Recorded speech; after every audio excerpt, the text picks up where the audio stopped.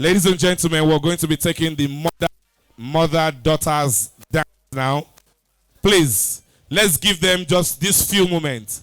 It's not yet time to join them on stage.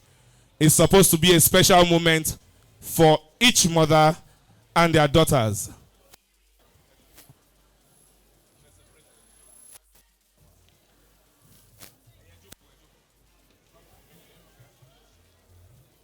Àwọn mama ọkọ àti mama ìyàwó àti àwọn ìyàwó.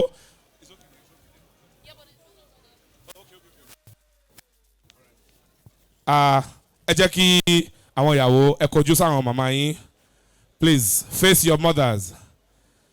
DJ Charlie Chin, take it away. Mommy, wá pẹ́ láyé.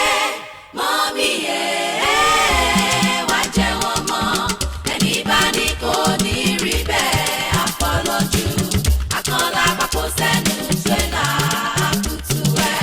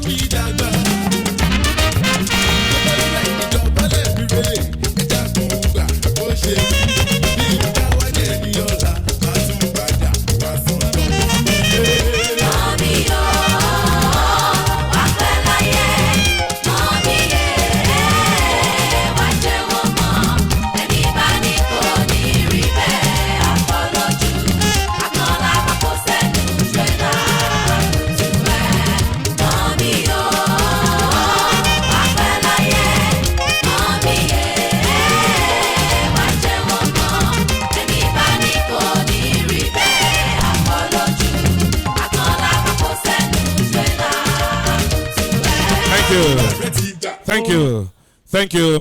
Adukwe, thank you very much. That was the mother-daughters dance. Ejere gbogbo àwọn ọmọ yín pátápátá. Iṣu ọmọ ajínà fún yín jẹ. Thank you. Àwọn mama ọkọ ṣé wọ́n ti wà ní ìdúró? Ẹ jọ̀ọ́ ẹ jẹ́ kí wọ́n máa bọ̀. The mothers of the groom. Àwọn mama ọkọ mẹ́tẹ̀ẹ̀ta níbi tí wọ́n bá wà. Ẹ jẹ́ kí wọ́n máa bọ̀. Distinguished guests, ladies and gentlemen, this beautiful decor was done by Arab's Decor. And this event was beautifully planned and coordinated by M-Cube Events. We're going to be taking the mother's sons dance now.